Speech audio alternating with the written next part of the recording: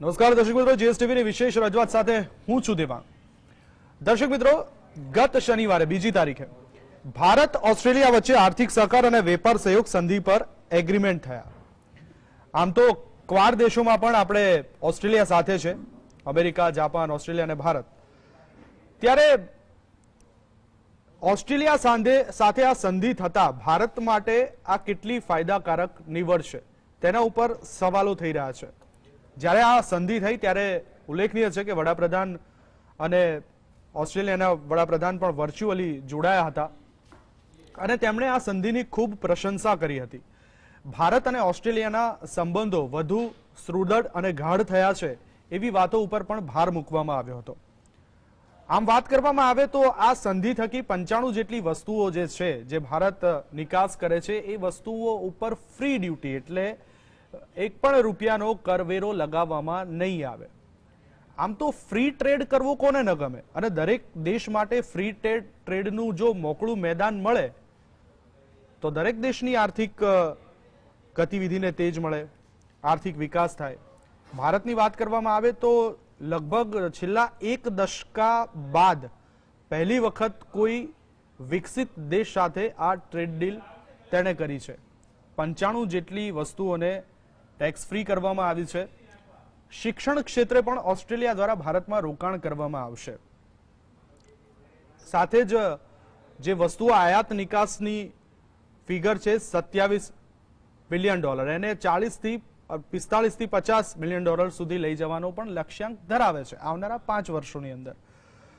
સવાલ અહીંયા એ થાય છે કે આ ટ્રેડ ડીલ થકી ભારતને કેટલું નુકસાન કે કેટલો ફાયદો થશે એના જ અંગે આપણે વિસ્તૃત ચર્ચા કરવી છે, કારણ કે વિશ્વના દેશો માટે ભારત એક મોટું બજાર છે। દરેક દેશોની નજર ભારત ઉપર મંડરાયેલી હોય છે અને આમ જોવા જઈએ તો ભારત માટે જે ઓસ્ટ્રેલિયા છે એ લગભગ 17મો સૌથી મોટો એવો દેશ છે કે જેની સાથે એ વેપાર કરે છે, જ્યારે ઓસ્ટ્રેલિયાના નજરિયેથી ભારત એનો 9મો સૌથી ટ્રેડ પાર્ટનરશિપ ધરાવતો દેશ છે। એટલે હવે જોવાનું એ રહેશે કે આ બંને દેશો વચ્ચે જે ટ્રેડ સંધિ થઈ છે એ સંધિ દ્વારા આપણને કેટલો ફાયદો, એટલે કે આ સંધિ થકી આપણે ક્યાં પાયા ક્યાં ખોયા, જોઈએ।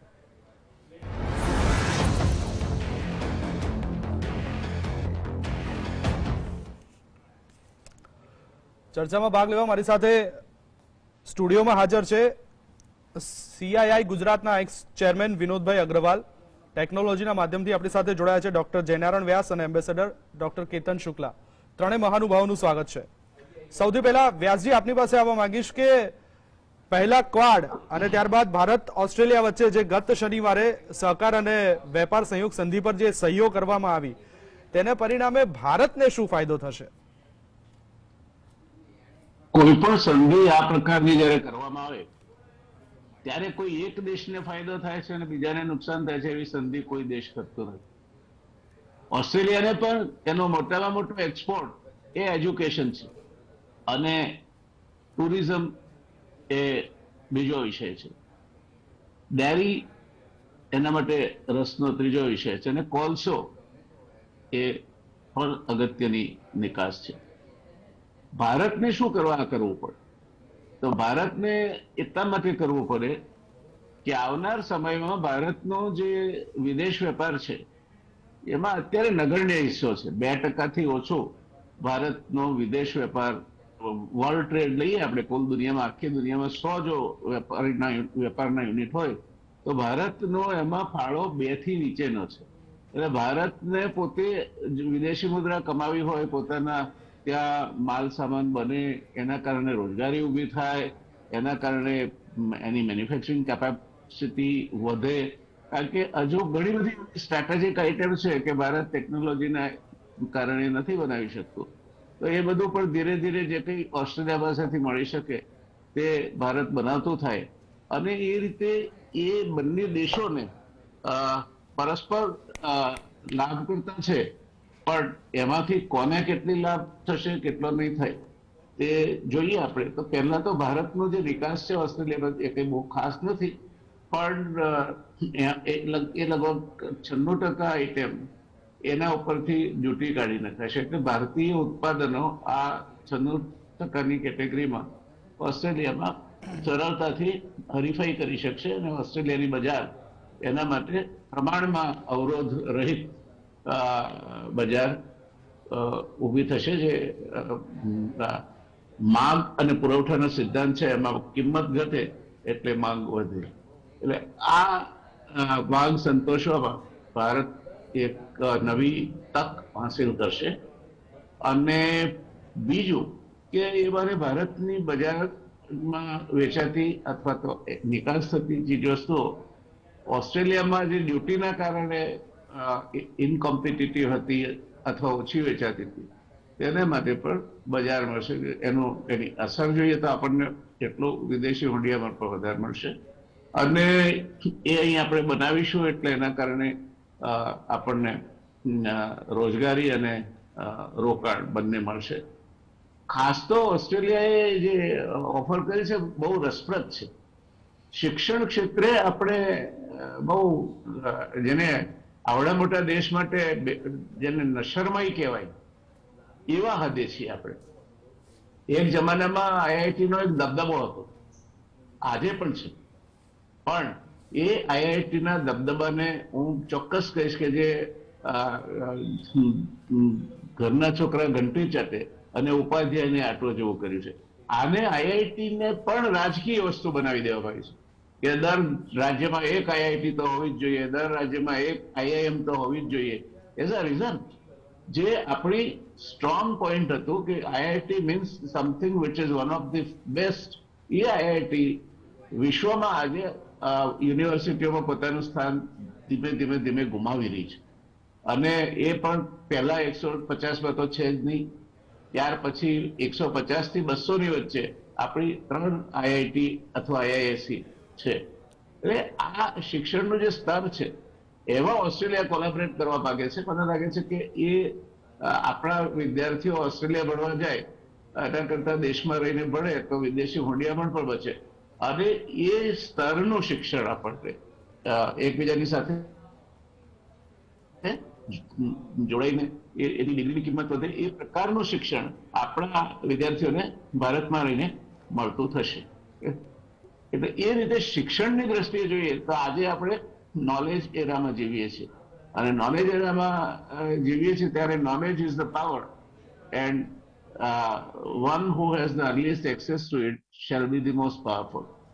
હવે આપણે ગમે તેટલા આખલા પડકારા કરીએ તો પણ આજે મોટામાં મોટી આયાત શસ્ત્રોની રશિયાથી કરીએ છીએ.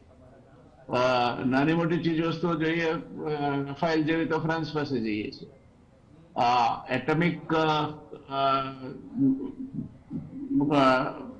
હથિયારો અથવા તો બીજી કઈ atomic energy for generation of electricity જોઈએ તો અમેરિકા, કેનેડા એમનો હાથ પકડવા જઈએ છીએ. એટલે ભારત જે ઉત્પાદન કરે છે એમાં ગુણવત્તાની દ્રષ્ટિએ ઘણી બધી આઈટમો, હાઈટેક આઈટમ એવી છે. આજે જો ચીનમાંથી આપણે કાચો માલ જેને કહેવાય એક્ટિવ ઇન્ગ્રેડિયન્ટ્સ ફાર્માસ્યુટિકલના જો આવતા બંધ થઈ જાય તો આ દેશમાં વિટામિન અને એન્ટીબાયોટિક્સ દવાઓની રીતસરની શોર્ટેજ સર્જાય. એટલે આપણે જે હાઈટેક પ્રોડક્ટ છે એમાં નથી અને એનું મૂળ કારણ એ છે કે આપણે રિસર્ચ અને ડેવલપમેન્ટ પાછળ નગણ્ય પૈસા ખર્ચીએ છીએ. એટલે આ પરિસ્થિતિમાં આપણે અત્યારે છીએ. એટલે ઓસ્ટ્રેલિયાની સાથે ઓસ્ટ્રેલિયા એ શિક્ષણને સફળતાપૂર્વક વિશ્વમાં માર્કેટિંગ કરી ચૂકેલો દેશ છે. એટલે એની સાથે ખરેખર આપણે ગાઢ સંબંધ વિકસાવીએ તો આપણા ત્યાં ગુણવત્તાવાળું શિક્ષણ પણ મળે અને વિશ્વમાંથી બીજેથી વિદ્યાર્થીઓ પણ આપણા ત્યાં આવતા થાય. એટલે ઘણી બધી રીતે એ આપણા માટે ઉપયોગી થશે અને આપણે આશા રાખીએ કે ક્વાડ જેમ આપણે કર્યું એટલે પેસિફિક મહાસાગરમાં જે હલચલ ચાઇનાની, ચીનની થતી હોય તેના પર નજર રાખવા માટે અમેરિકાએ અને બ્રિટને ઓસ્ટ્રેલિયાને અણુ સબમરીન આપી છે. ભારતના માટે પણ એ બાબત અગત્યની છે કે જે પેસિફિક મહાસાગરમાં મુલાકાત છે ત્યાં કેટલી હિલચાલ થાય છે તેની અને ચીન ઉપર એની હિલચાલ પર અંકુશ આવશે. એટલે ઘણા બધા ફાયદા છે, સામરિક દ્રષ્ટિએ પણ, વ્યૂહાત્મક દ્રષ્ટિએ પણ, વ્યાપારની દ્રષ્ટિએ પણ. સવાલ એ છે કે આપણે જે આપણી ગોકળગાય ગતિ કરતા પણ ધીમી ગતિએ કામ કરવા ટેવાયેલા છે, એ ગતિ પ્રમાણે આપણે ઓસ્ટ્રેલિયાની અપેક્ષા પૂરી પાડી શકીશું? જો એક યુનિવર્સિટી કેમ્પસ સ્થાપતા આપણને 10 વર્ષ લાગવાના હોય તો એનો કોઈ અર્થ નથી. Let S C. આપણે અત્યારે તો આશાવાદી રહીએ અને અપેક્ષા કરીએ કે આ સંધિના કારણે બહુ ફાયદો થશે. પણ એ પણ ના ભૂલીએ કે ઓસ્ટ્રેલિયા માઇનોર ટ્રેડ પાર્ટનર છે. તમારો મૂળ વેપાર જ ઓસ્ટ્રેલિયા સાથે એટલો ઓછો છે કે કુલ જગતના વેપારનો 2%થી જે દેશનો વેપાર ઓછો હોય એમાં ઓસ્ટ્રેલિયા તો તમારું પહેલા નંબરનું પાર્ટનર નથી. એટલે બહુ એટલા બધા ઉછળી પણ ના જઈએ કે બસ હવે તો બધું ભારત વિશ્વગુરુ થતું હતું, થઈ ગયું, હવે વિશ્વ વેપાર સમ્રાટ બની જશે, એવું કઈ થવાની શક્યતા હોવી જોઈએ. તમે વ્યાસજી બિલકુલ સાચી વાત છે. એજ્યુકેશન સેગમેન્ટને બાદ કરતા ઓસ્ટ્રેલિયા આપણી કરતા કદાચ સુપીરિયર ગણી શકાય. એક વાત એ પણ સામે આવે છે કે આપણો દેશ કૃષિ પ્રધાન દેશ અને મોટા ભાગની જે વસ્તુઓ આપણે નિકાસ કરીએ એ કૃષિ ઉત્પાદનની છે. સામે પક્ષે ઓસ્ટ્રેલિયા પણ એવું જ છે. ત્યાં પણ સાયન્સ ટેકનોલોજી કે મેન્યુફેક્ચરિંગ ક્ષેત્રમાં એટલા મોટા કઈ ઉદ્યોગો કે એ નથી. એ લોકો પણ મોટા ભાગે કૃષિ ઉપર નિર્ભર છે. એટલે આપણે બંને એકબીજાની જરૂરિયાતો કેવી રીતે પૂરી કરી શકીશું એ પણ એક સવાલ છે. ડેરી ઉદ્યોગ એ ઓસ્ટ્રેલિયા અને ન્યુઝીલેન્ડમાં જે રીતે વિકસ્યો છે તે ટેકનોલોજીની દ્રષ્ટિએ આપણને ઉપયોગી થઈ શકે. બીજું, converting the agro products into value added items, we are nowhere. Preservation of the agro items, we are nowhere. એટલે ઘણી બધી બાબતો છે. ઓસ્ટ્રેલિયા આપણાથી આગળ છે, આપણે માનીએ છીએ. એવું પ્રિમિટિવ ઔદ્યોગિક રીતે મેં તો એક કરતા વધારે વખત ઓસ્ટ્રેલિયાની મુલાકાત લીધી છે અને આપણે માનીએ છીએ એટલો પછાત દેશ નથી. ઓકે કેતનભાઈ, આપની પાસે આવું કેતનભાઈ કે આ જ્યારે સહયોગ ગતિવંત બન્યો, હવે એને વેગવંતો બનાવવા માટે થઈને ઓસ્ટ્રેલિયા તરફથી કયા પગલા લેવામાં આવ્યા અને જે કરાર પર હસ્તાક્ષર કરવામાં આવ્યા, આર્થિક સંબંધોના વચનને આગળ વધારવાનું જે વહન કરે છે તે વાત કેટલી સાચી? આજે ડેન ટાહન અને પિયુષ ગોયલ વચ્ચે સાઇન થયો એ બંને દેશ માટે ઇમ્પોર્ટન્ટ છે, કારણ કે એમાં બંને દેશના પ્રાઇમ મિનિસ્ટર પણ હાજર રહ્યા હતા વર્ચ્યુઅલ સાઇનિંગમાં. હવે આ ટ્રીટી આપણે જે કરીએ છીએ એ આપણે માટે અગત્યની એટલા માટે છે કે આ આપણે already discussion Israel, Canada, UK અને યુ જોડે ચાલે છે. જાપાન જોડે આપણે થઈ ગયા છે. તો 2011માં ડિસ્કશન શરૂ થયું હતું, પછી 2015માં થોડું અટકી ગયું. પણ હવે એની જલ્દી કેમ કરી તેના અમુક કારણો પણ છે જેમાં બંને દેશને ફાયદો થશે. એક તો 2019 પછી ચાઇના અને ઓસ્ટ્રેલિયાના સંબંધો બહુ બગડી ગયા છે, એટલે ચાઇના એકદમ કાઉન્ટર એસર્ટિવ છે. બીજું, ચાઇનાએ કે એની પર કેટલાય ટ્રેડ પ્રતિબંધો મૂકી દીધા છે. ત્રીજું કારણ એ છે કે ઇન્ડિયાનું માર્કેટ 1.4 બિલિયન લોકોનું છે. હવે હું જે ફિગર આપું એ બહુ આમ આશ્ચર્યજનક લાગશે, પણ ઇન્ડિયાની જીડીપી $3 ટ્રિલિયન છે, ઓસ્ટ્રેલિયાની $1.4 ટ્રિલિયન છે. પણ એનું કારણ એ છે કે આપણી વસ્તી 1.4 બિલિયન છે. એટલે આપણું જે માર્કેટ છે એ ઓસ્ટ્રેલિયા માટે ઘણું સારું છે. હવે જે આ વાત થઈ આપણે આમાં આપણને શું ફાયદો થશે ને એ લોકો એના માટે શું પગલાં લીધા, તો સૌથી પહેલી વસ્તુ એ છે કે જે ટ્રેડ છે એ ઇન્ડિયાનો ટ્રેડ જે $27.2 બિલિયન બાયલેટરલ ટ્રેડ છે, એમાં બેલેન્સ ઓફ ટ્રેડ થોડો ઓસ્ટ્રેલિયાની ફેવરમાં છે. અને આપણે એવું એટલે માનવામાં એવું આવે છે કે ભાઈ 27.5 થી તે 45 થી $50 બિલિયન સુધી પહોંચશે 5 વર્ષમાં, અને 10 લાખ નવી જોબ ઊભી થશે. એટલે આ બંને આંકડા છે. હવે એમાં આપણે જે છે આપણે કહું કે આપણે કેટલા જલ્દી આમાં પગલાં લઈશું એના પર આનો આખો આધાર રહેતો હોય છે. હવે આમાં જે છે એમાં મેઇન જે સેક્ટર છે કે જેમાં આપણને ફાયદો થશે એ છે education, clean technology, space critical management, defence exchange. તેના માટે ઓસ્ટ્રેલિયાએ $15 બિલિયન ઇન્વેસ્ટમેન્ટ કરવાનું એનાઉન્સ કર્યું છે. એટલે એ જે સૌથી મોટો ફાયદો છે. અને એમાં પ્રાયોરિટી સેક્ટર એ લોકોએ કહે છે METS, એટલે માઇનિંગ ઇક્વિપમેન્ટ અને સાયન્સ ટેકનોલોજી, એનર્જી. અને આ જે છે એ બહુ ઇમ્પોર્ટન્ટ સેક્ટર છે, કારણ કે આપણે જે કોલ છે તો ત્યાં અડાણીનો બહુ મોટો પ્રોજેક્ટ છે. તો એ જો કોલ અત્યારે હવે ફ્યુઅલમાં ઓઇલ અને ગેસ પછી કોલના પ્રાઇસ પણ વધતા જાય છે, તો એ એક અગત્યની વસ્તુ રહેશે. એ લોકો એ પણ ડિક્લેર કર્યું છે કે એ લોકો બેંગ્લોરમાં એક કોન્સ્યુલેટ ખોલશે. એક અગત્યની વસ્તુ લોંગ ટર્મમાં જે છે કે ઇન્ડિયન ગવર્મેન્ટે આપણે જે રીતે બધું વેચવા તો કાઢ્યું છે પણ મોનેટાઇઝેશન ઓફ પાઇપલાઇન એટલે $81 બિલિયન પ્રોજેક્ટ છે કે રેલવે, રોડવેઝ, પાવર આ બધા કોર સેક્ટરમાં ઇન્વેસ્ટમેન્ટ ફોર એટલે જે કહેવાય કે પબ્લિક પ્રાઇવેટ પાર્ટનરશિપ તેની અંદર પણ ઓસ્ટ્રેલિયા અગત્યનો ભાગ ભજવી શકે. ઓસ્ટ્રેલિયાનો જે ચાઇના જે જયનારાયણભાઈએ કહ્યું કે ઓસ્ટ્રેલિયાનો જે ટ્રેડ છે એ ચાઇના જોડે $102 બિલિયન એક્સપોર્ટ અને $60 બિલિયન ઇમ્પોર્ટ એટલે જે આપણે કહીએ કે ખૂબ જ મોટો ભાગ ચાઇના એ લોકોનું નંબર 1 ટ્રેડ પાર્ટનર છે એક્સપોર્ટ અને ઇમ્પોર્ટ બંનેમાં. આપણે તમે જે કહ્યું એ 15 અને 9મું સ્થાન ધરાવીએ છીએ. હવે આમાં જે ટીટીમાં સાઇન થયું છે એમાં અગત્યના શું શું વસ્તુઓ છે તો એક તો છે શિપ નીટ મેટાલિક ઓર, ઝીંક, કોપર, નિકમ, મેગ્નેશિયમ, ટિટેનિયમ અને જર્કોનિયમ. તો આમાં કોલ ઉપર 75% ડ્યુટી ઓછી થશે એટલે કે આપણે જે પાવર સેક્ટરમાં છે એમાં ઇલેક્ટ્રિસિટી ટેરિફ માટે થોડો ફાયદો થઈ શકે. એલએનજી એની એ પણ ઓસ્ટ્રેલિયા આપણને એક્સપોર્ટ કરી શકે છે. હવે આમાં જે 91% ગુડ ઓસ્ટ્રેલિયા 96% આપણા એક આઈટમ છે કે જે હમણાં એક બિહારના એક મંત્રીએ કહ્યું હતું કે ડિસ્કશનમાં કે ફોરેન લિક્વર પર નાખીએ તો આમાં એક સૌથી મોટી વસ્તુ એ થશે કે ઓસ્ટ્રેલિયન વાઇનમાં $5 નીચેના ઉપર 100% ડ્યુટી 150% બદલે અને $15 ઉપરનામાં 75% ડ્યુટી સ્લેશ થશે. એટલે હવે લોકો મારા ખ્યાલથી વાઇન પીતા થશે એક જે કહેવાય કે ચેન્જ કહી શકાય. આપણે માટે ફાયદો 6000 બ્રોડ સેક્ટરમાંથી ટેક્સટાઇલ, ફર્નિચર, જ્વેલરી અને મશીનરી અને ફાર્માસ્યુટિકલ આ 5 સેક્ટરમાં ખૂબ જ ફાયદો થશે.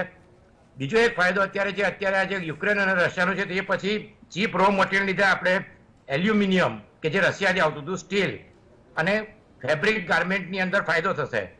જય નારાયણભાઈએ કહ્યું કે એગ્રો પ્રોસેસિંગ પર સૌથી મોટો આ નહીં સાઇન થવાનું એક કારણ હતું કે ડેરી પ્રોડક્ટ. હમણાં ડેરી પ્રોડક્ટને આ લોકોએ બહાર રાખી છે એને લખ્યું છે કે નો કન્સેશન એગ્રીમેન્ટ એટલે dairy product, dry fruit, rice, wheat, seed oil, gold અને સિલ્વર આટલાને એ લોકોએ બહાર રાખ્યા છે એટલે થર્ડ કન્ટ્રી સેફગાર્ડ પણ રાખ્યા છે. આગળ જતા મારું એવું માનવું છે કે એગ્રો પ્રોડક્ટની અંદર કદાચ ધીમે ધીમે જેમ જેમ ટ્રેડનું એ થશે એ પ્રમાણે થોડું પ્રેશર આવી શકે. મેં જે પહેલા કહ્યું કે ચાઇના આપને એટલે દર્શકોને પણ ખ્યાલ હશે કે 1 જાન્યુઆરી એક બહુ મોટો એગ્રીમેન્ટ સાઇન થયો વર્લ્ડમાં, RCEP એગ્રીમેન્ટ કે જેની અંદર ચાઇના, ઓસ્ટ્રેલિયા, ન્યુઝીલેન્ડ અને જાપાન એ લોકોએ આસિયાન કન્ટ્રી જોડે જે એગ્રીમેન્ટ સાઇન કર્યો એ આપણે સાઇન નથી કર્યો એટલે આપણા માટે આ જે સાઇન કરવો એ બહુ અગત્યનો હતો. આમાં ગતિ આવશે એનું કારણ એ છે કે આપણે ઓસ્ટ્રેલિયા સંબંધો બહુ પહેલેથી જ બહુ સારા રહ્યા છે. આપણી ઇન્ડિયાની સૌથી પહેલી વિઝિટ જે થઈ હતી આઝાદી પછી એ ઓસ્ટ્રેલિયાના પ્રાઇમ મિનિસ્ટર મેનીઝ આવ્યા હતા અને કોલંબો પ્લાનમાં બી 50 થી 60 અને 70માં ભારતના ઘણા લોકોને સ્ટુડન્ટોને ફાયદો થયો હતો. અગત્યની બીજી એક વસ્તુ એ છે કે જે જયનારાયણભાઈએ પણ કહ્યું ને આપણે પણ કહ્યું કે ઓસ્ટ્રેલિયામાં આપણા 1,25,000 સ્ટુડન્ટ ભણે છે તેમાં 31% ઘટાડો થયો છે. હવે આજે આખું માર્કેટ છે બહુ ઘણું મોટું માર્કેટ છે, $6.5 બિલિયન એટલે કે ઓસ્ટ્રેલિયાના 21% ઇન્ટરનેશનલ સ્ટુડન્ટ ચાઇના પછી ઇન્ડિયાથી આવે છે. તો આમાં જે સાઇડ એગ્રીમેન્ટ સાઇન થયો છે ગતિવંત કરવા માટે એક બીજો સાઇડ એગ્રીમેન્ટ સ્ટડી માટે થયો કે એ બહુ અગત્યનો છે કે પોસ્ટ સ્ટડી વર્ક વિસામાં આવે એ લોકોએ કહ્યું છે કે 2 થી 4 વર્ષ સુધી રેસિપ્રોસિટીમાં એ લોકો આપણને આપશે એટલે વર્ક અને હોલિડે વિસા એગ્રીમેન્ટ ઇઝી થશે. એટલે ભારતના જે લોકો છે એમને ઓસ્ટ્રેલિયામાં ભણ્યા પછી પણ નોકરી કરવા માટે ઇઝી રહેશે. બીજી અગત્યની વસ્તુ એ છે કે ઓસ્ટ્રેલિયાની અંદર આપણે જોઈએ કે અમેરિકા કે યુરોપ અને બ્રિટન બધે જ સ્કિલ લેબર, તો સ્કિલ લેબરમાં ઇન્ડિયા ખૂબ અગત્યનું સ્થાન. અત્યાર સુધી જે ચાઇના જોડે એમના સંબંધો સારા હતા એટલે ચાઇનાના ખૂબ જ લોકો જતા હતા તો ઇન્ડિયાના સ્ટુડન્ટ ઇન્ડિયાનું માઇગ્રેશન ઓસ્ટ્રેલિયામાં ચાઇના કરતાં પણ વધારે છે. એટલે જે આપણે કહીએ કે NRI જાય છે તો એ ઓસ્ટ્રેલિયા અને ન્યુઝીલેન્ડ બંને સારા કન્ટ્રી ગણાય છે. તો એક ફાયદો એ થશે આ એગ્રીમેન્ટથી કે સ્કોલરશિપ ડિક્લેર કરી છે, વર્ક પરમિટ અને હોલિડે જે ડિક્લેર કર્યા છે તો આ બધાને લીધે આપણને જે કહેવાય કે આપણા સ્ટુડન્ટ અને સ્કિલ લેબરને ફાયદો થશે. જયનારાયણભાઈએ કહ્યું સાચું છે કે $6.5 બિલિયન તો આટલી બધી રકમ જે વિદ્યાર્થીઓ અમેરિકા, UK અને ઓસ્ટ્રેલિયામાં બહાર ભણતા હોય તો આટલી રકમમાં આપણે નહીં તો 1000 સારી ઇન્સ્ટિટ્યૂટ ઊભી કરી શકીએ. પણ આપણી જે ઇન્સ્ટિટ્યૂટો છે કે IIT, IIM જે 6-7 તો ઘણી સારી છે પણ આપણી વસ્તીના પ્રમાણમાં જોવા જઈએ તો આપણા સ્ટુડન્ટ મેડિકલ ભણવા માટે પણ યુક્રેન જાય છે. એનું એક બીજું કારણ એ પણ છે કે આપણે ત્યાં જે ફી છે એ પહેલા જે 50-60 હજાર કે 1 લાખ હતી, હવે 1-1 કરોડ સુધી પહોંચી ગઈ છે. તો એ રીતે ઓસ્ટ્રેલિયામાં બી ખર્ચો $60,000 આવે એટલે સસ્તું પડે છે. તો આ એક વસ્તુ છે કે જેનો ઓસ્ટ્રેલિયા માટે પણ ઇમ્પોર્ટન્ટ છે. પણ એનું એક છે કે આપણે સ્કિલ લેબર ઓસ્ટ્રેલિયામાં જશે એટલે આ બધું જ જોવા જતાં ઓવરઓલ ફાયદો બંને કન્ટ્રીને છે. પણ સાઇન કરવાનું મુખ્ય કારણ એ છે કે સપ્લાય ચેઇન. તો ઇન્ડિયા જે આપણે આ જે બધી ઓસ્ટ્રેલિયામાં ટેકનોલોજી, અને ઓસ્ટ્રેલિયા પણ બેસિકલી એગ્રો પ્રોસેસિંગ કરે છે, પણ ટેકનોલોજીમાં ઇન્ડસ્ટ્રીયલી બહુ ડેવલપ છે. એટલે આપણને અમુક જે ટેકનોલોજી મળે એને આપણે 1, 2 કે 3 વર્ષમાં, કેટલા વર્ષમાં ઇમ્પ્લિમેન્ટ કરી અને જે ઇન્વેસ્ટમેન્ટ આવે એને પછી આપણે કેવી રીતે ડેવલપ કરીએ છીએ એના પર આખી વસ્તુનો નિર્ભર રહ્યો છે. કારણ કે મેં કહ્યું કે ટ્રેડ બેલેન્સ બંને દેશોનું મોટા ભાગે આમ કહીએ કે આપણે ઇક્વલ જેવું છે. પણ બીજી એક વસ્તુ ઓસ્ટ્રેલિયાએ કરી છે કે જે એમણે ઓફશોર બેન્કિંગ, તેમણે ટેક્સેશનમાં એ ફાયદો કર્યો. એટલે એને લીધે આપણે આઈટી સેક્ટરને બહુ મોટો ફાયદો થશે. અને આઈટી સેક્ટરના જે યંગ છોકરાઓ છે તેમને માટે આપણે જે તકો ઊભી થશે તો ઇન્ડિયામાં એક બહુ બીજી મોટી વસ્તુ થશે. તો આમ ઓવરઓલ પરિપ્રેક્ષમાં જોઈએ તો આમાં આપણને ફાયદો છે, ઓસ્ટ્રેલિયાને પણ ફાયદો છે. પણ આમાં આપણે કેટલી જલ્દી સપ્લાય ચેઇનમાં ચાઇનાને રિપ્લેસ કરીને ઓસ્ટ્રેલિયાને આપણે સપ્લાય કરી શકીએ એક બહુ અગત્યની વસ્તુ છે. કારણ કે ક્વાડ એ એલાયન્સ છે. એટલે ક્વાડ એ આપણે કહીએ કે એક જાતનું એલાયન્સ છે. પણ આ જે ટ્રેડ એગ્રીમેન્ટ છે હવે આખી દુનિયામાં, જે યુક્રેન રશિયા વોર પછી નવી પરિસ્થિતિ છે, એમાં દરેક કન્ટ્રી પોતે બાયલેટરલ પણ મલ્ટીલેટરલ. કેતનભાઈ 2 મિનિટ આપું છું, પણ એક સવાલ પૂછી લઉં છું કારણ કે 2 મિનિટ પછી મારે બ્રેકમાં જવું છે. તમે જે ચાઇનાના રિપ્લેસમેન્ટની જે વાત કરી, આમ તો ઘણા બધા લોકો કહી રહ્યા છે કે ઓસ્ટ્રેલિયા સાથેની આ ડીલમાં આપણે ચાઇનાનું ઓપ્શન મળી ગયું છે, વિકલ્પ મળી ગયો છે. ઘણી એવી વસ્તુઓ છે કે જે આપણે ઓસ્ટ્રેલિયા સાથે હવે વેપાર કરી શકીશું. પણ એક સાચી વાત એ પણ છે કે મેન્યુફેક્ચરિંગ ક્ષેત્ર હોય કે ઇલેક્ટ્રોનિક સેગમેન્ટ હોય, હજુ પણ દુનિયાના દેશો ચાઇના ઉપર નિર્ભર છે. તો આપણી માટે આ વિકલ્પ કેટલો આશાસ્પદ નીવડશે? એ મેં જે પહેલા કહ્યું ને કે આપણે જે સપ્લાય ચેઇનમાં તમે રિપ્લેસ કરો, તે રિપ્લેસ કરવા માટે તમે કેટલા જલ્દી રિપ્લેસ કરો છે બહુ અગત્યની વસ્તુ છે. કારણ કે જે RCEP સાઇન થયો છે એમાં વિયેટનામ, થાઈલેન્ડ, તો ચાઇના નહીં કરે. ચાઇનાને જે ટેક્સટાઇલ છે દાખલા તરીકે, એમાં બાંગ્લાદેશ અને વિયેટનામ છે. તો આપણને જે ફાયદો થશે એ આપણે 4 સેક્ટરમાં છે કે ટેક્સટાઇલમાં છે, જ્વેલરીમાં છે, મશીનરીમાં છે અને ફાર્મામાં છે. તો ફાર્મામાં તો આપણે મોનોપોલી સારી એવી છે, પણ જે ઇન્ટરમીડિયેટ છે આપણે ચાઇનાથી આવે છે. તો આ જે 5 સેક્ટર કોર સેક્ટર છે એની અંદર આપણે ધ્યાન આપીએ અને એ MSME અને મીડિયમ લેવલ ઇન્ડસ્ટ્રી 2 થી 3 વર્ષમાં ડેવલપ કરવી પડે. કારણ કે કોઈ પણ રિપ્લેસમેન્ટ હોય તો લોકો જે માલ હોય કન્ઝ્યુમરે બહુ વર્ષો સુધી રાહ ના જુએ. એટલા માટે આપણે આજે જે કંઈ એગ્રીમેન્ટ થયો એના પછીના ફોલોઅપમાં જોઈએ એના પર બધું ડિપેન્ડ કરે છે. કારણ કે જે કહેવાય ને કે ઉદ્યમેની સિદ્ધ્યંતિ કાર્યાણી નચાપી મનોરથી, તો આપણે જે ફિગરો જોઈએ છે 10 લાખ જોબ, $50 બિલિયન, પણ એ ફિગર જો આપણે 3 વર્ષમાં જેવી રીતે આત્મનિર્ભરની વાતો હતી એવી રીતે જો ધીરે ધીરે કરીએ તો થોડી મુશ્કેલી પડશે. કારણ કે આજના દિવસમાં હવે માર્કેટ ધીમે ધીમે ક્રિસ્ટલાઇઝ થતું જાય છે અને જુદા જુદા બ્લોક થતા જાય છે. એટલે આ 4 કે 5 વર્ષ એક આપણને ફાયદો થશે કે લિથિયમ જે છે એ ઓસ્ટ્રેલિયાનું બહુ ઇમ્પોર્ટન્ટ છે કે લિથિયમનું 50% પ્રોડક્શન ત્યાં આગળ છે અને વર્લ્ડનો 20% છે. તો ઇલેક્ટ્રિક વ્હીકલ અને એમાં એ ફિલ્ડમાં પણ જો ધ્યાન આપવામાં આવે તે ખૂબ જ સારી પરિસ્થિતિ ઊભી થઈ શકે કે ઇલેક્ટ્રિક વ્હીકલનો આપણે એક્સપોર્ટ પણ કરી શકીએ. અને લિથિયમનો જે ઇમ્પોર્ટ છે એ કરીને એની સાથે જો આ ઇન્ડસ્ટ્રી ઇલેક્ટ્રિક વ્હીકલ અને બેટરીઝની ડેવલપ કરવામાં આવે તો એ એક બહુ મોટો પ્રોજેક્ટ સેમિકન્ડક્ટર ચીપની જેમ જ આવતા 10 વર્ષમાં થઈ શકે. બિલકુલ. તો ભારત ઓસ્ટ્રેલિયા વચ્ચે જે કરારો થયા છે, કરારને લઈને અત્યારે તો રૂપાળા એવા શબ્દો અને સારી આશાઓ બંધાઈ છે. આશા રાખીએ કે આ આશાઓ પરિપૂર્ણ થાય. પણ કેતનભાઈએ કીધું એમ કે આ કરારો થયા છે એનું ઇમ્પ્લિમેન્ટ કેવી રીતે થાય છે એની ઉપર પણ નજર રાખવી પડશે. ઘણા બધા એવા સેગમેન્ટ્સ છે કે જેથી ભારતને ફાયદો થઈ શકે છે. આવનારા 5 વર્ષની અંદર 10 લાખ રોજગારીનું સર્જન પણ કરવામાં આવી શકે છે. શિક્ષણ ક્ષેત્રે બહુ મોટું ક્રાંતિકારી પગલું પણ ઉપાડવામાં આવ્યું છે. એટલે વિદ્યાર્થીઓને પણ ફાયદો થશે. વિઝાની અંદર પણ ક્યાંક છૂટછાટ મળે એવું લાગી રહ્યું છે. કયા હજુ એવા સેગમેન્ટ્સ છે અને આ કરાર આધારિત ભારતને કેટલો ફાયદો, ઓસ્ટ્રેલિયાને કેટલો ફાયદો, ભારતના અન્ય દેશો સાથેના જે વેપારિક સંબંધો છે, શું એનું ઓપ્શન્સ, એનો વિકલ્પ ઓસ્ટ્રેલિયા બની શકે? આ તમામ બાબતો ઉપર આગળ પણ આપણે ચર્ચા જારી રાખીએ એક બ્રેક બાદ. ફરી એકવાર આપનું સ્વાગત છે. ભારત ઓસ્ટ્રેલિયા ટ્રેડ ડીલ, ક્યાં ખોયા ક્યાં પાયા, આ વિષય ઉપર આપણે ચર્ચા કરી રહ્યા છે. આમ તો દરેક દેશ હોય એ પોતાના દેશનું સૌથી પહેલા વિચારે કે આપણને શું ફાયદો થશે, પણ એ જ રીતના ઓસ્ટ્રેલિયા સાથે જે ડીલ કરવામાં આવી છે એ ડીલને લઈને ઘણી બધી આશાઓ સેવવામાં આવી રહી છે, કારણ કે ઓસ્ટ્રેલિયા ભારતમાં રોકાણ પણ કરશે, એજ્યુકેશન ક્ષેત્રે પણ નવી ક્રાંતિ આવશે તેવું જોવા મળી રહ્યું છે. ઘણા બધા એવા સેગમેન્ટ્સ છે કે એની અંદર ફ્રી ટ્રેડ થઈ રહ્યું છે, એટલે કરમુક્ત જાહેર કરવામાં આવ્યા છે એવી 95 જેટલી વસ્તુઓ ઉપર. તો આને લઈને જ આપણે ચર્ચા ચાલી રહી છે.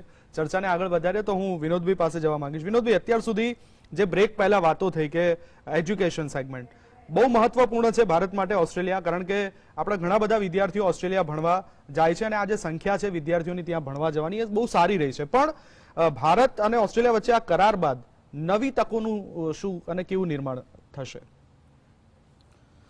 આપણે કાલે પિયુષ ગોયલ સાહેબે જે એક એનાઉન્સમેન્ટ કર્યું હતું, વાત કરી હતી કે India Australia economic cooperation and trade agreement, જેને આપણે ECTA એગ્રીમેન્ટ કહીએ છીએ, એમને ECTA ની જગ્યાએ EKTA વાત કરી કે એકતા સંધિ થઈ છે ભારત અને ઓસ્ટ્રેલિયા વચ્ચે, જે ખૂબ સારી વસ્તુ છે.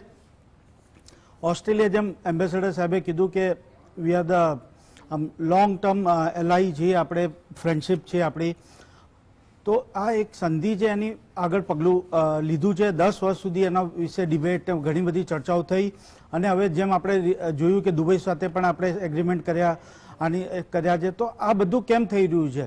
સડનલી કેમ એટલું મુવમેન્ટ આવ્યું? 1 મહિનાની અંદર 15 દેશના બધા રિપ્રેઝેન્ટેટિવ ઇન્ડિયામાં આવ્યા. કેમ સડનલી જીઓ પોલિટિકલી ઇન્ડિયા કેમ સેન્ટર સ્ટેજ પર આવી ગયું છે? તેના માટે ઘણા બધા આમ કહેવાય કે પરિબળો છે. મોસ્ટ ઇમ્પોર્ટન્ટ છે કે આપણે $5 ટ્રિલિયન ઇકોનોમી તરફ આગળ વધવું છે. $400 બિલિયન આપણું મર્ચેન્ડાઇઝ એક્સપોર્ટ તો આપણે પાર કરી લીધું. નેક્સ્ટ ટાર્ગેટ થાય કે $1 ટ્રિલિયન પણ આવી શકે છે. તો આ બધા માટે ગવર્મેન્ટનું કામ છે એક પોલિસી બનાવી, એક ઇન્ફ્રાસ્ટ્રક્ચર ઊભું કરવું, એક બેકએન્ડ તૈયાર કરવું, જેનાથી કે MSME છે કે ઇન્ડસ્ટ્રીઝ છે એ લોકો આગળ વધી શકે. હું આ જે એગ્રીમેન્ટ થયું એના માટે CIOએ બહુ એક્ટિવલી આમાં પાર્ટ લીધું છે અને અમને ખબર છે કે વારે ઘડીએ કોમર્સ મિનિસ્ટ્રીએ ઘણા બધા કન્સલ્ટ કર્યા હતા ઇન્ડસ્ટ્રીઝને, ટ્રેડ એસોસિએશન્સને, અને આમ કહેવાય ને કે રસમાં નથી આખું બહાર પાડવામાં આવ્યું છે. આખું આ એગ્રીમેન્ટ બહુ સોચી સમજી વિચારીને 50 વર્ષ માટેનું લોંગ ટર્મ આમ કહેવાય કે વિઝન આપવામાં આવ્યું છે. હવે તમે જે સ્ટુડન્ટ્સની વાત કરી, જેમ આગળ સ્ટેટિસ્ટિક્સ આપ્યા કે 1.25 લાખ સ્ટુડન્ટ્સ આપણા ત્યાં જાય છે, પણ આપણે એનું ઉલટું પાસું જોઈએ. આ વખતના આપણા ઓનરેબલ ફાઇનાન્સ મિનિસ્ટરે એક એજ્યુકેશન માટે ગિફ્ટ સિટીની અંદર ફોરેન કેમ્પસીસને એલાઉ કર્યું છે. તો એ રીતે પણ આપણે જોઈએ તો ઓસ્ટ્રેલિયન કેમ્પસીસ જો ગિફ્ટ સિટીમાં આવે, ગાંધીનગરમાં આવે, તો જે રિવર્સ આપણે જે સ્ટુડન્ટ જઈ રહ્યા છે એ આવી શકે. વી કેન ઇન્વાઇટ SAARC કન્ટ્રીઝના જે સ્ટુડન્ટ્સ છે, નેપાલ, ભૂટાન, બાંગ્લાદેશ, પાકિસ્તાન, એ બધાને જે ઓસ્ટ્રેલિયા કે બીજી કન્ટ્રીઝમાં જાય છે, એમને જો આપણે ગિફ્ટ સિટીમાં આપણા ફોરેન યુનિવર્સિટીઝના કેમ્પસીસ આપણે અહીંયા મૂકીએ અને અહીંયા સ્ટુડન્ટ આવે તો એક ઓપ્શન પણ એક આગળ જતા લોંગ ટર્મમાં ધારું છું કે એક ઓપ્શન ખુલશે. કારણ કે ઓલરેડી 2 યુનિવર્સિટીઝે, અમેરિકન યુનિવર્સિટીઝે સાઇન કર્યા છે ગિફ્ટ સિટી માટે. એમના કેમ્પસીસ નેક્સ્ટ 2 થી 3 વર્ષમાં ખુલી જશે. બિલકુલ. એની સિવાય જેમ સાહેબે કીધું કે IT ઇન્ડસ્ટ્રી માટે બહુ જ સરસ તક ઊભી થઈ છે. જે એમને જે ઘણી વિઝાની માંગ હતી, પ્લસ એક જે ઓફશોર બેન્કિંગની માંગ હતી, એનાથી પણ ઘણા કોમ્પિટિટિવ થશે. એટલે જે આપણા IT કંપનીઝના જે કેમ્પસીસ છે ઓસ્ટ્રેલિયાની અંદર, જે ત્યાંથી આખું યુરેશિયાને એ લોકોને સર્વિસ પ્રોવાઈડ કરે છે, ત્યાં પણ આપણે કોમ્પિટિટિવ થઈશું. એના સિવાય એક વાત કરશો તમે કે આપણે ફર્સ્ટ ટાઈમ 1800 જેવા સર્વિસ સેક્ટર માટે, પર્ટિક્યુલરલી ઇન્ડિયન ટ્રેડિશનલ શેફ અને યોગા ટીચર્સને વિઝા આપવાની વાત થઈ છે, which is a big move. કે જે આપણે વાત કરીએ છીએ કે રિયલ આપણું જે ઇન્ડિયન ટેલેન્ટ છે, ઇન્ડિયન સોફ્ટ સ્કિલ છે, ઇન્ડિયન સોફ્ટ પાવર છે, એને પણ ઓસ્ટ્રેલિયામાં જગ્યા મળશે. સો આ એક બહુ જ મહત્વપૂર્ણ આપણે એમ કહેવાય કે સર્વિસ ઇન્ડસ્ટ્રી માટેની દરખાસ્તો છે. એની સિવાય મર્ચેન્ડાઇઝ માટે ઘણી બધી વાત થઈ છે ને આપણે આગળ જતા ઓસ્ટ્રેલિયા અને ઇન્ડિયા અને વર્સિસ ચાઇનાનું જે એ છે એ પણ આપણે સમજીશું. બિલકુલ. વ્યાસજી, આપની પાસે આવું છું કારણ કે ઘણી બધી તકો એજ્યુકેશનમાં રહેલી છે. વિનોદભાઈએ પણ કીધું કે ગિફ્ટ સિટીની અંદર પણ આપણે ઓસ્ટ્રેલિયાની યુનિવર્સિટીને ઇન્વાઇટ કરી શકીએ છીએ, પણ સાથે એક સવાલ પણ પૂછી લઉં કે જે ઓસ્ટ્રેલિયન સિનિયર ટ્રેડ કમિશનર કેનેડીએ ભારત ઓસ્ટ્રેલિયા વચ્ચે શૈક્ષણિક તકો વધશે એમ કહ્યું હતું અને બંને દેશની શિક્ષણ નીતિના તાલમેલ માટે વધુ ને વધુ ડિગ્રી માન્ય બને તે માટે એક વર્કિંગ ગ્રુપની રચના કરવામાં આવી હતી. આપનું શું કહેવું છે આ અંગે? 2 વસ્તુ. એક તો હજુ એનો રિપોર્ટ આવવાનો બાકી છે. હમ એટલે this is Tamil Nadu, anything can happen here. હું અમુક મુદ્દા પર કેતનભાઈ સાથે ડિફર થાઉં છું. અને એના માટે ઓસ્ટ્રેલિયન પ્રાઇમ મિનિસ્ટરે શું કહ્યું હતું એ સાંભળવું જરૂરી છે. હમ આજથી લગભગ 11 મહિના પહેલા લંડનમાં યોજાયેલી એક કોન્ફરન્સને સંબોધતા, અને હવે તો બધું વર્ચ્યુઅલ જ થાય છે, ઓસ્ટ્રેલિયન પ્રાઇમ મિનિસ્ટરે કહ્યું હતું કે don't think that Australia is a lapdog of America. We shall take decisions regarding China depending upon our own interest. So if we are thinking of, આપણે એવી અપેક્ષામાં હોઈએ કે કાલથી ચાઇનાને કહેશે જતા રહો તમે, અને અમારા ભારતભાઈ આવ્યા છે એમને લઈ લો, એવું થવાનું નથી. That is clearly, it was in no uncertain terms Australian prime મિનિસ્ટરે આજથી 11 મહિના પહેલા કહ્યું. અને બીજી વાત કરીએ આપણે તો જે કંઈ આપણે ચર્ચા કરીએ છીએ એ પેલું લાડી પાડી નીવડે વખાણ જેવી છે. કોઈ આપણે પહેલી વસ્તુ તો એ છે કે જેમાં આપણે વર્લ્ડ કોમ્પિટિટિવ હોઈશું ગુણવત્તા અને ભાવની દ્રષ્ટિએ, એ ગમે ત્યાં વેચાશે. અને એ કંઈ તમે એવા અપેક્ષા ઉપર જીવતા હો કે આ તમને ડ્યુટીની રાહત થઈ ગઈ એટલે ઓસ્ટ્રેલિયા સબસ્ટાન્ડર્ડ વસ્તુઓ પણ સ્વીકારી લેશે, તો Australians are very much fanatically committed to their own manufacturing. I was traveling recently between Clayton and Flinders Street. અને રસ્તામાં સાહજિક રીતે ગાડીની બારી બહાર મારું ધ્યાન ગયું, મોટું બોર્ડ મેં જોયું એડવર્ટાઇઝમેન્ટમાં. એમાં ફાર્માસ્યુટિકલની જ હતી, પણ એની બોટમ લાઈન હતી બી ઓસ્ટ્રેલિયન બાય ઓસ્ટ્રેલિયન. સો એક બહુ જ જેને બળવાન લોબી કહી શકાય, એ લોબી આ મુદ્દા પર ઓસ્ટ્રેલિયન સરકારને પણ ઘેરે તો નવાઈ નહીં પામવું જોઈએ, કારણ કે આ પ્રકારના કેમ્પેઇન ઓસ્ટ્રેલિયામાં ચાલે છે, બી ઓસ્ટ્રેલિયન બાય ઓસ્ટ્રેલિયન જેવા.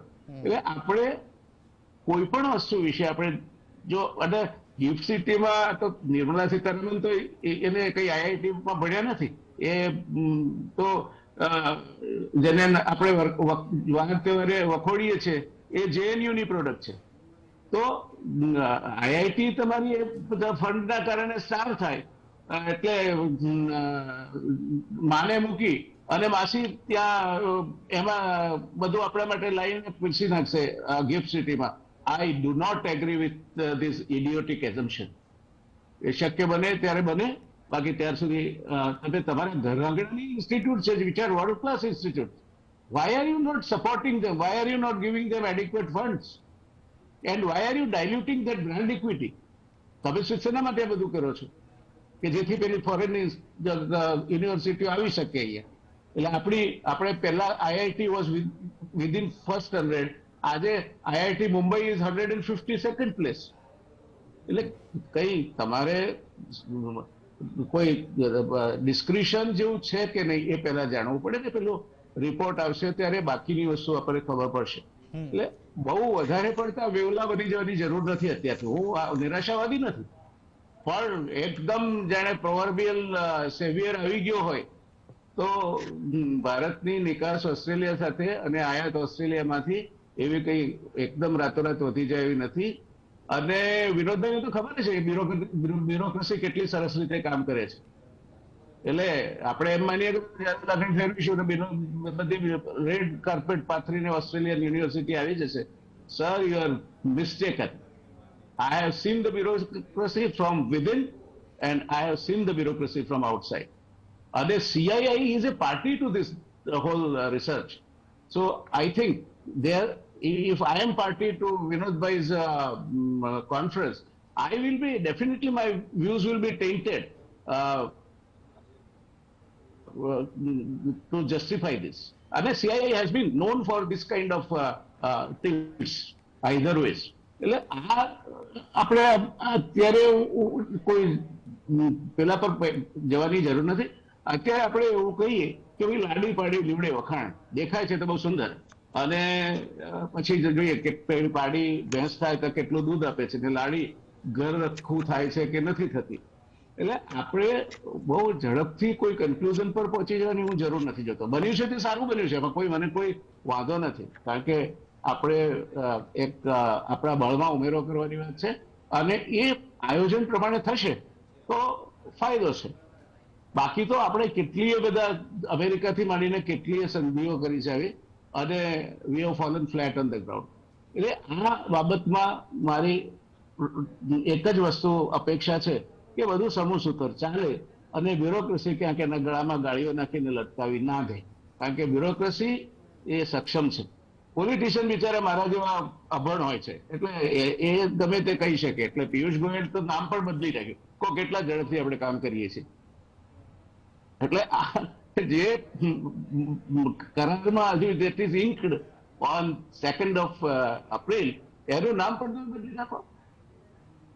તો પહેલા 2 દિવસ, 2 એપ્રિલ પહેલા તમારી પેલી વિચાર શક્તિ અને કલ્પના શક્તિ સુસુપ્ત અવસ્થામાં હતી. એટલે let us not make it a political debate. This is not the platform for political debate. Let us talk sense, and remember what Sam Scott Morrison had said, that Australia is not a lapdog in the lap of America. And also, I'm reminded of that Clayton advertisement hoarding, that be Australian, buy Australian. So there are going to, wherever they are able to manufacture slowly, these feelings will prevail. It's not going to be easy thing to just, it's not the ત્યાંની બજારો કઈ આપણી duty ઘટી જશે એટલે બધા ગાણા થઈને પેલા વીકેન્ડ સેલની માફક તૂટી નહીં પડે ભારતીય પ્રોડક્ટ્સ ખરીદવા. ત્યાં પણ કોમ્પિટિશન ભેગી થશે, અને ત્યાં બીજા દેશો પણ આવશે કોમ્પિટિશન. એટલે let us look at it little conservatively, તો આપણે સારું કરી શકીશું. અત્યારે આપણે ચાર બતાવીશું હથેળીમાં, તો પછી ક્યારે શું થશે એ ભગવાન જાણે. એટલે I am happy with this agreement, no doubt about it. I only wish and pray કે એ ધાર્યા પ્રમાણે, પેલી લાડીને પાડી બંને ધાર્યા પ્રમાણે લાભ આપે. અને એ જગ્યા આપણે, કારણ કે કોઈ પણ દેશ, rightly so Australian prime minister said that we will keep China on our side as far as our interests are concerned, and China is our largest trade partner.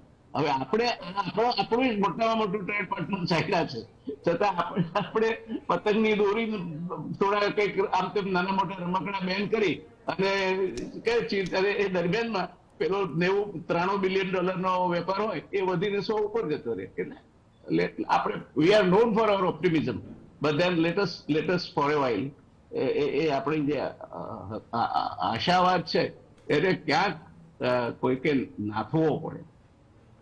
એટલે એના જે બીજા પાસા છે એ પણ ચર્ચાવા જોઈએ. That is the meaning of the expert on the panel. બિલકુલ. કેતનભાઈ વ્યાસજીએ કીધું કે લાડી પાડી નીવડે વખાણે, આશાસ્પદ થવું જોઈએ, એમાં કંઈ ખોટું પણ નથી. પણ અત્યારે જે હથેળીમાં ચાંદ બતાવવામાં આવ્યો છે એ ખરેખર ભારત માટે કેટલો રૂપાળો સાબિત થાય છે તો સમય આવે ખબર પડશે. પણ જે ગત શનિવારે જે કરાર કરવામાં આવ્યા, જે હસ્તાક્ષર કરવામાં આવ્યા, બંને દેશોના વડાપ્રધાન પણ વર્ચ્યુઅલી હાજર હતા. 95% ભારતના માલને ઓસ્ટ્રેલિયાએ કરમુક્ત બજાર પ્રદાન કરવાની વાત કરી છે. તમે શું માનો છો કે આને કારણે કયા ઉત્પાદન ક્ષેત્રને સૌથી વધારે ફાયદો થશે? આપણે પહેલા સેક્ટરમાં જે વાત કરી ને, કે જે આપણે textile, pharmaceutical, furniture, jewellery, machinery અને આઈટી સેક્ટર, આ છને ફાયદો થશે. એ સેક્ટર આપણે ડિસ્કસ કર્યા. જયનારાયણભાઈ જે કહે છે ને એ વાત સાચી છે. પહેલા અમારે બી ડિસ્કસ કે આમાં એવું છે કે ઇન્ટરનેશનલ રિલેશનમાં રાતોરાત બધા પરિપ્રેક્ષ બદલાઈ જતા હોય છે. ઓસ્ટ્રેલિયાએ સંધિ કરી છે, સંધિ અટવાઈ હતી, કેમ જલ્દી કરી એનું કારણ એક જ છે કે જો યુક્રેન રશિયા વોર ના થઈ હોત તો કદાચ સંધિ હજુ આટલી જલ્દી ના થઈ હોત. તો એનું મહત્વનું કારણ એ છે કે હવે એક બહુ ફેમસ પોલિટિકલ ફિલોસોફર છે, જયનારાયણભાઈના બી ફેવરેટ છે, ફ્રાન્સિસ ફુકિયામા. એમણે એન્ડ ઓફ હિસ્ટ્રીમાં લખ્યું હતું કે now it will be market democracy and end of history. પણ એમની નવી ચોપડી આવી રહી છે આવતા અઠવાડિયે, તો એમણે લખ્યું છે રીઅવેકનિંગ ઓફ હિસ્ટ્રી. એટલે આ જે વોર છે એના પછી આજે જે નવા જે રશિયાના આવ્યા છે જીનોસાઇડ હાથે, તો આમાં આપણે માટે ફાયદો શું છે? તો કે ભેંસ ભાગોળે ને છાસ છાગોળે જયરાણભાઈ વાત એકદમ બરાબર છે, પણ હવે આમાં ખાલી જે યુરોપિયન યુનિયન કે અમેરિકા, જાપાન, કોરિયા અને ઓસ્ટ્રેલિયા અને બ્રિટન બી આપણે યુની બહાર છે તો ગણીએ, તો આ બધા જ કન્ટ્રી, ખાલી રશિયા જ નહીં, હવે ચાઇના પણ, એટલે દરેક જણ પોતાની પ્રોડક્ટ તો બનાવશે જ કે નેશન ફર્સ્ટ, પણ ચાઇનાનો જે અમેરિકામાં $700 બિલિયન એક્સપોર્ટ છે, તો અમેરિકા જેવો આટલો બધો આગળ, કારણ કે ઓસ્ટ્રેલિયાના એ બધા કન્ટ્રીમાં જે પ્રોડક્શન કોસ્ટ છે, તો ઇન્ડિયા માટે આપણે જે આ સેક્ટર છે, એ બધા સેક્ટર છે જે કહેવાય ને કે લેબર ઇન્ટેન્સિવ, જ્વેલરી છે, ફર્નિચર છે, ટેક્સટાઇલ છે અને મશીનરી સેક્ટર છે, સાથે સાથે આઈટી, તો આ 6 સેક્ટરમાં, એટલે જે જયનાભાઈની વાત બરાબર છે કે આપણે અત્યારે તો મેં કહ્યું કે એક ગુજરાતીમાં કહેવાય છે મન હોય તો માળવે જવાય, પણ એની પછી એની પુરુષાર્થ કરવો જોઈએ. તો અત્યારથી નથી, પણ આજે આપણે તક ઊભી થઈ છે. મેં પહેલા પણ ઘણી 3-4 ડિબેટમાં કહ્યું છે યુક્રેન વાળી કે આ ભારત માટે એક બહુ જે કહેવાય 21મી સદીમાં આઝાદી પછીની એક સૌથી મોટી તક મળી છે. જેવી રીતે ચાઇનાએ 71 પછી અમેરિકાના એનો લાભ લીધો, તો અત્યારે દરેક કન્ટ્રીના ઇન્ટરનેશનલ એક્સપર્ટ, દરેક જણનું એ માનવું છે કે ભારતની ઇકોનોમી અને ભારત સપ્લાય ચેનમાં કેટલું જલ્દી, એટલે આમાં છે સમય પણ અગત્યનો છે કે આપણે 10 વર્ષની પંચવર્ષીય યોજના કે 10 વર્ષની યોજના, મને એવું નહીં, કેટલું જલ્દી આ સપ્લાય ચેનમાં ભાગ લઈ શકશે. અને ઓસ્ટ્રેલિયાના પ્રાઇમ મિનિસ્ટર મોરિસ કોટે આ સાઇન કર્યાનું કારણ એક બીજું પણ છે કે કદાચ ગુરુવારે ઇલેક્શન ડિક્લેર કરશે, અને એ રાઇટ વિંગ છે, તો એમના ઇલેક્શન માટે પણ, એટલે કે ભારતનું મહત્વ એટલા માટે છે કે જે ચાઇનાએ 2 વર્ષ સુધી કર્યું છે, તો આપણે માટે આ એક મોટું ઓપનિંગ છે. હવે એ ઓપનિંગમાં આપણે કેટલા જલ્દી, કેટલી સફળતાપૂર્વક કરીશું, એ ખૂબ જ અગત્યનું છે. એમણે જે 11 મહિના પહેલા સ્ટેટમેન્ટ આપ્યું હતું, એ સ્ટેટમેન્ટ હવે ફરી બીજા 5 વર્ષ સુધી તો નહીં જ આપે, એ મને 100% ખાતરી છે. કારણ કે અત્યારે જે છેલ્લા 3-4 દિવસમાં ઇન્ટરનેશનલી આખી ડેવલપમેન્ટ થઈ રહી છે, એમાં રશિયા નથી, લોકો હવે ચાઇનાની પણ વાત કરે છે. અને ચાઇના, મારું એવું પાક્કું માનવું છે કે હમણાં બીજા 10 વર્ષ સુધી કોઈ પણ આડું અવળું પગલું લેવાની હિંમત કરશે નહીં. પણ સાથે સાથે યુરોપ અને અમેરિકા અને ઓસ્ટ્રેલિયા, કોરિયા અને જાપાન, હવે જે રશિયાનો એમને ઓઇલ અને ગેસમાં જે કડવો અનુભવ થયો છે, એ પછી સપ્લાય ચેઇનમાં ચાઇનાથી જો એ લોકોને એમાંથી જાન છૂટે તો એ લોકો ખૂબ જ ખુશ થશે. એટલે આપણે આમાં મહેનત તો કરવી જ પડશે. બીજું જયનાભાઈ એ બહુ અગત્યનું છે કે કેમ્પસ ખોલશે કે આ તે, પણ એક જમાનામાં એબીસી ઓફ મેનેજમેન્ટમાં અમદાવાદ, આઈઆઈએમ, હાર્વર્ડ અને સ્ટેનફોર્ડ ગણાતું હતું. વીએસ હોસ્પિટલ ઇન્ડિયાની પહેલી 10માં ગણાતી હતી, આજે બંધ થઈ ગઈ છે. તો એજ્યુકેશન સેક્ટરમાં આપણે અમુક જે જેએનયુ છે કે જે સેન્ટ સ્ટીફન હતી, એ લોકોના જે સ્ટુડન્ટ છે અત્યારે કેટલાય સીઈઓ સીએફઓ બન્યા છે. તો જ્યાં સુધી આપણે આપણું એજ્યુકેશન, ટેકનોલોજી ઇન્સ્ટિટ્યૂટમાં R&D, કારણ કે આ જ બધી વસ્તુઓ ઇન્ડસ્ટ્રી માટે કામની હોય છે. સિલિકોન વેલી બની છે, તેમાં બધા કંઈ સ્ટેનફોર્ડ આવડના નતા, પણ ઘણા ઇનોવેટિવ, તો ઇનોવેશન, આ બધી વસ્તુ આપણે કરીશું કે જયરામભાઈ કહે છે, તો આપણને 5 વર્ષમાં 100% ફાયદો મળશે. કારણ કે જાપાનને પણ $42 બિલિયન આ બધા ઇન્વેસ્ટમેન્ટ કરવા આવે છે કે વાત કરે છે, એનું કારણ એક જ છે કે ચાઇનાની સપ્લાય ચેઇનમાંથી ઇન્ડિયા કેટલી બહાર નીકાળી શકે. પણ એ નીકાળવા માટે આપણી પાસે 3 થી 5 વર્ષ છે, જે હું કાયમ કહેતો હોઉં છું. એ જ મોકો ચૂક્યા તો પછી એ ઇસ્ટર્ન યુરોપના કન્ટ્રી બી કરશે, બિલકુલ એશિયન કન્ટ્રી બી કરશે. એટલે આપણે માટે તક ઘણી સારી છે. અને આનું કારણ એક જ છે કે રશિયા યુક્રેન વોર પછી ચાઇના પણ હવે રડાર પર આવી ગયું છે. એટલે જે કહેવાય કે ન્યૂ ઇકોનોમિક વર્લ્ડ ઓર્ડર, એ આખો આડો અવળો થઈ રહ્યો છે. અને એ હવે મને લાગે છે કે લાંબા સમય સુધી, 1 દશકો 2 દશકા સુધી ચાલશે. એટલે જે તક મળી છે, સુવર્ણ તક, એ ઝડપી લેવી જોઈએ. અને જયનાભાઈ કહે છે એ પ્રમાણે કે આપણે એમાં મહેનત અને વાતો કર્યા વગર, જે કહેવાય કે એકદમ એકલવ્યની જેમ, જેવી રીતે ચાઇનાએ કર્યું 30 વર્ષ, એવી રીતે આપણે 10 વર્ષ કરીશું, તો આપણે જે કહેવાય કે આપણો આખા દેશને, એટલે દરેક જણને ફાયદો થશે. નોકરી વધશે, યુવકોને વધશે, જીડીપી વધશે. કારણ કે જે એક્સપોર્ટમાં અત્યારે જે બહુ ઉહાપોત હોય છે, $450 બિલિયન, બિલકુલ એ બહુ મોટી વસ્તુ નથી. કારણ કે આપણી ટ્રેડ ડેફિસિટ વધી ગઈ છે, અને એ વધવાનું કારણ એક જ છે કે ઇમ્પોર્ટના ભાવ વધ્યા છે અને એક્સપોર્ટના બી. કોમ્યુનિટી પ્રાઇસ વધવાને લીધે આ ફિગરો દેખાય છે. જી, આપણે ખૂબ જ મહેનતની જરૂર છે. જી કેતનભાઈ, બહુ સાચી વાત છે કે વાતો કરવાની હવે જરૂર નથી, જે મોકો મળ્યો છે એની ઉપર કામ કરવાની જરૂર છે. વિનોદભાઈ, આપની પાસે આવું છું કે જેમ મેં પહેલા વાત કરી કે ભારતનું આ 17મું સૌથી મોટું વેપારી ભાગીદાર છે ઓસ્ટ્રેલિયા, અને ઓસ્ટ્રેલિયાની નજરમાં ભારત એ 9મું સૌથી મોટું વેપારી ભાગીદાર છે. હવે આયાત નિકાસની જો વાત કરવામાં આવે તો મેં પહેલા કીધું એમ કે ભાઈ ભારતીય માલની નિકાસ 6.9 અરબ અમેરિકન ડોલર હતા અને આયાત 15.1 અરબ અમેરિકન ડોલર જેટલું રહ્યું છે. અને આયાત નિકાસની પણ આપણે જે વાત કરી છે કે ફર્નિચર છે, કાચો માલ છે કે ચામડું છે, આપણે ત્યાં આયાત કરીએ છીએ અને નિકાસમાં કોલસો, ખનીજ ને આ બધું આપણે ત્યાંથી નિકાસ કરીએ છીએ. હવે આ કરાર બાદ ભારત અને ઓસ્ટ્રેલિયા વચ્ચેની વેપાર ખાધમાં શું ફેર પડશે, તમને શું લાગે છે? બંને મહાનુભાવોએ કીધું એ રીતે ઓસ્ટ્રેલિયાના પણ જોઈએ તો 16 કન્ટ્રીઝ જોડે એફટીએ છે અને ઇન્ડિયા જોડે આ 17મું થશે. એટલે આપણે આમ જોવા જઈએ તો આપણે એકલા ભાગીદાર નથી આમાં. ઓલરેડી એની જોડે 17 કન્ટ્રીઝ છે જેની જોડેથી એ ડ્યુટી ફ્રી મટીરિયલ મંગાવે છે. બીજી વસ્તુ આપણે એનું જે મેઇન જે ચાઇના જોડે વાત કરીએ તો ઓલમોસ્ટ $100 બિલિયન બાયલેટરલ ટ્રેડ છે, જેની અંદર ઓસ્ટ્રેલિયા ચાઇનાથી ઓલમોસ્ટ $73 બિલિયન ઇમ્પોર્ટ કરે છે. જેમાં આપણે જોઈએ આખી સ્ટેટિસ્ટિક વાંચીએ તો ઓલમોસ્ટ 15 પ્રોડક્ટ એવી છે જે મોર દેન $1 બિલિયન ઇમ્પોર્ટ્સ છે ઓસ્ટ્રેલિયાની અંદર ચાઇનાથી. સૌથી મોટું એમાં ઇલેક્ટ્રિકલ અને ઇલેક્ટ્રોનિક ઇક્વિપમેન્ટ છે which is almost $15 billion. Okay, જે એક જ પ્રોડક્ટ એવી છે જે આખું ઇન્ડિયાનું અને ઓસ્ટ્રેલિયાનું બાયલેટરલ ટ્રેડની ફિગર છે. ઓકે, તો આપણે હવે એ પ્રોડક્ટ્સ આઈડેન્ટિફાય કરવી પડશે જ્યાં આપણી સ્ટ્રેન્થ છે અને આ જે સ્ટેટિસ્ટિક્સથી આપણને કેટલું શેર મળી શકે ચાઇના, કારણ કે એક માત્ર એવી કન્ટ્રી છે જેની સામે આપણે કોમ્પિટિટિવ થઈને એક્સપોર્ટ કરવા પડશે. અને ઘણા બધા પ્રોડક્ટ્સમાં લાસ્ટ 2-3 વર્ષથી હું કહું છું અને હું તો જાતે બિઝનેસ કરું છું એટલે મને ખબર છે કે Chinese are going out of many products જે ઇન્ડિયાને ચાન્સ છે, ઇન્ડિયાએ ઝડપી લેવું જોઈએ અને ઇન્ડિયા આગળ કરવું જોઈએ. તો ઇલેક્ટ્રોનિક ઇક્વિપમેન્ટ અને એના માટે આપણે એમ જોયું કે સરકારે ઘણી બધી PLI સ્કીમ જાહેર કરી છે જેનું ઇમ્પ્લિમેન્ટ થતા પ્રોડક્શન ચાલુ થતા 2-3 વર્ષ લાગી જશે. તો જે ફિગર એસ્ટિમેટ્સ આપ્યા છે એ બધું ધ્યાન રાખીને સ્ટેટિસ્ટિકલી સ્ટડી કરીને કર્યું છે. સરકારે એમનું કામ કરી લીધું, સરકારે એની પોલિસીસ બનાવી લીધી, બધું કર્યું. હવે જે ઓનર્સ આવે છે એકચ્યુઅલી ઇન્ડસ્ટ્રીઝ ઉપર કે આપણે કેટલું ફાસ્ટ કરીએ છીએ. આપણે જે છે 70-75 વર્ષથી જે સિચ્યુએશન છે ઇન્ડિયામાં એનાથી રડીને કંઈ ફાયદો નથી. આપણે સિસ્ટમ જોડે રમીને, સિસ્ટમ જોડે રહીને, બ્યુરોક્રેટ જોડે રહીને આપણે કામ કરવાનું છે અને આગળ વધવાનું છે. હું એમ કહીશ કે છેલ્લા 5-7 વર્ષમાં જે પહેલા બ્યુરોક્રેસી હતી એનાથી થોડી ઘણી સુધરી છે અને એટલીસ્ટ આપણને સાંભળે છે અને આપણે કામ કરી શકીએ છીએ. જેના હસ્યા પણ દેટ ઇઝ ફેક્ટ. જે હતું થોડું ગતિ તો મળી છે એનાથી આપણને ફિગર્સને પણ ખબર પડે છે. બીજી પ્રોડક્ટની વાત કરું તો ઓર્ગેનિક કેમિસ્ટ્રીમાં પણ આપણે ઘણા બધા આગળ વધ્યા છે. તો એ પણ એક વસ્તુ સારી આપણને મળે છે જે આપણે એક્સપોર્ટ કરી શકીશું. એના સિવાય જે નાના નાના મર્ચેન્ડાઇઝ છે જેમ કે ફૂટવેર છે કે ટોયસ છે, સ્પોર્ટ્સ વેર છે, સ્પોર્ટ્સ ઇક્વિપમેન્ટ છે, એ બધા છે, ઘણા બધા પ્રોડક્ટ્સ છે. આના સિવાય સ્પેશિયલાઇઝ સ્ટીલ આયરન છે જેના પર પણ PLI સ્કીમ જાહેર કરવામાં આવી છે.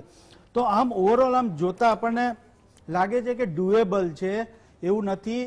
ઠીક છે, અત્યારે આપણને બધા ડિબેટ કરી રહ્યા છે અને લાગે છે કે ભાઈ થોડુંક હાઇપ ક્રિએટ કર્યું છે, પણ સ્લોલી એકચ્યુઅલી એને જો આપણે કામમાં પરિવર્તન કરીશું તો જે ફિગર્સ ને ડેટા જે સરકાર કહે છે કે જે આપણે અચીવ કરવાના છે એકચ્યુઅલી અચીવ તો ઇન્ડસ્ટ્રીએ કરવાના છે અને એમાં સરકારે જેટલો હેલ્પ કરવાની છે કરી છે અને આગળ જતા જે જરૂર પડશે તો હજુ આપણે માંગ કરીને સરકારને સાથે લઈને આપણે આગળ વધીશું. કારણ કે તમે જોશો ને તો ટાર્ગેટ્સ 3 વર્ષ, 5 વર્ષ, 7 વર્ષ અને 10 વર્ષના આપ્યા છે. તો આપણે હજુ કેપેસિટી જેટલી ઇન્ડિયામાં નથી કે આપણે એને રાતોરાત 10 બિલિયન કે 20 બિલિયનનું આપણું મર્ચન્ડાઇઝ એક્સપોર્ટ વધારી શકીએ. પણ ચાઇનાની સામે જે 72 બિલિયનનું છે એની સામે આપણું 6 બિલિયન છે, એટલે આપણે તો 8% પણ નથી એમની સામે.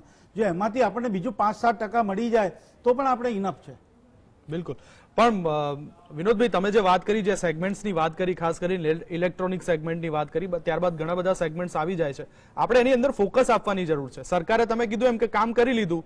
હવે જે ઉદ્યોગકારો છે કામ એમનું આવે છે કે આપણે એ લોકોની જરૂરિયાતો કઈ રીતે પૂરી કરી શકીએ છીએ. પણ વ્યાસજીએ પણ એક બહુ સરસ વાત કરી હતી કે ત્યાં માર્કેટ મોટું છે, આપણા કોમ્પિટિટરો હશે, ત્યાં આપણે કેવી રીતે પરફોર્મ કરવાનું. 16 FTA ઓલરેડી ઓસ્ટ્રેલિયા જોડે છે, એટલે એમાં જાપાન, વિયેતનામ, મલેશિયા, ચાઇના બધા જોડે બધા ટ્રેડ એગ્રીમેન્ટ છે. એમાંથી આપણે આપણું શેર લેવાનું છે.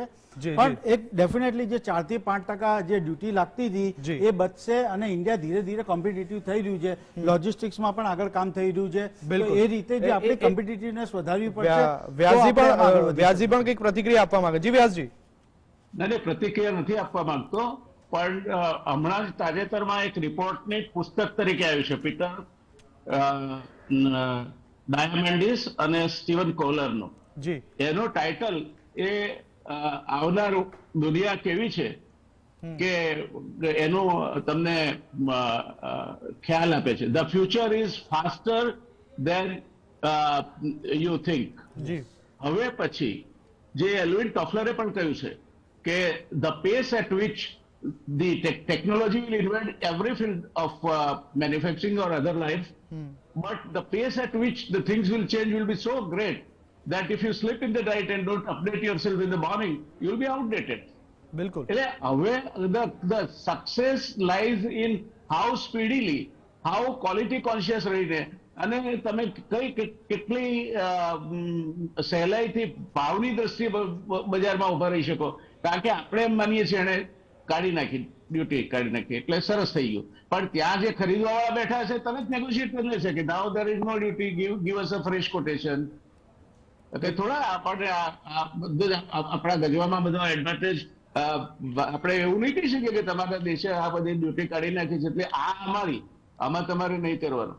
એની એક્સપોર્ટ ડીલ, અને I think Vinodbhai will bear me out, કે કોઈ પણ તમારે નિકાસના કોટેશન આપવાના હોય તો તમને આ સસ્તું થયું છે તો અમને સસ્તું કરી આપો, સરળ વાત છે. બિલકુલ. એટલે આજે આપણે આ બધી બાબતોને સમજતા નથી ને જે મીડિયા કે ચાલ્યા છે ચાલીએ છે. એટલે પિયુષ ગોયલને હું ધન્યવાદ આપું છું કે એને ક્વાયટલી આખી વાતનું થીમ જ બદલી નાખ્યું. એને કે વધારે મૂકી દીધો અને કલ્યાણ કરી નાખ્યું આપણું બધાનું. કે ફોર કલ્યાણ. જી આ બધું બહુ પેચીદો ઇસ્યુ છે.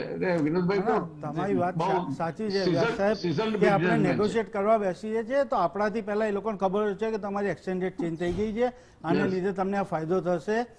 દે સ્ટડી મોર અવર એફટીપી દેન અસ.